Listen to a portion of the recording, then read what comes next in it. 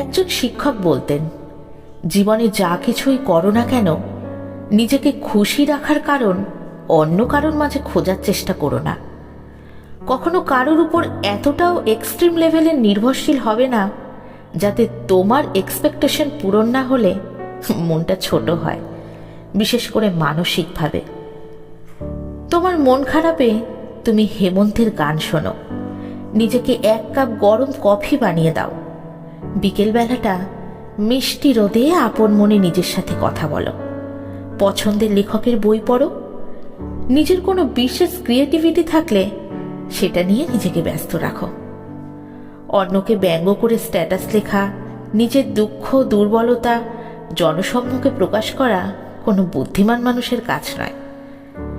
খুব বেশি মন খারাপ হলে রুমটা অন্ধকার করে চুপচাপ বসে থাকো, যার যার ধর্ম অনুসারে প্রার্থনা করো, পুরনো কোনো স্মৃতি মনে করো, হাসো কাঁদো, যাই করো। নিজের সাথে নিজের এমন একটা সুন্দর সম্পর্ক তৈরি করো যাতে নিজের মন খারাপের দিনগুলোতে একটা কাঁধেরও যেন প্রয়োজন না হয়। যদি কোনো কাজে সফল হও, নিজেকে ট্রিট দাও। যদি অকৃতকার্য হও, নিজের সাথে অভিমান করো, নিজের সাথে প্রতিজ্ঞাবদ্ধ হও। তবে অন্য কারোর চোখে নিজেকে পারফেকশন খোঁজার চেষ্টা করো না। অন্যের চোখ তোমার ত্রুটিগুলোর মাঝে যখন তোমার গুণগুলো খুঁজে পাবে না, তখন তুমি কষ্ট পাবে। পারলে তুমিই পারবে। রেস্টুরেন্টে একা বসে খাওয়াটাকে নর্মালাইজ করতে হবে।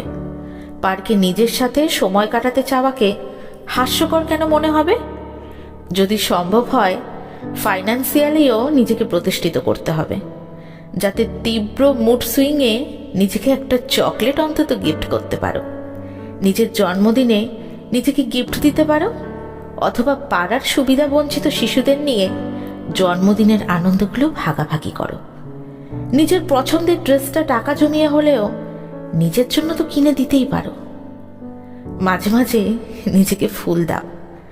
ঘরের এক কোণায় ফুল থাকবে, সুন্দর একটা গন্ধ ছড়াবে, দেখবে মন আপনা আপনি ভালো হয়ে যাবে।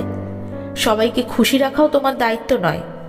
দুনিয়ার কারোর পক্ষেই সবাইকে খুশি রাখা সম্ভব নয়।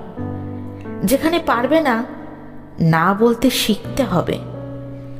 আমার বাবা মা আমাকে অ্যাপ্রিসিয়েট করে না, আমার বন্ধু আমাকে সময় দেয় না, আমার কাজের প্রিয়জন আমার সাথে ঠিকমতো কথা বলে না, আমার জন্য সময় নেই। এইসব উপদ্রবে কখনোই সৃষ্টি করবে না। আমাদের ভাষায় যেটা অ্যাটেনশন, অন্যের জন্য এই চাওয়াগুলো অযথা টেনশন মাত্র। কেন নিজেকে অন্যের বিরক্তির কারণ বানাবে? একটা সুন্দর ব্যক্তিত্ব তো থাকাই চাই, তাই না?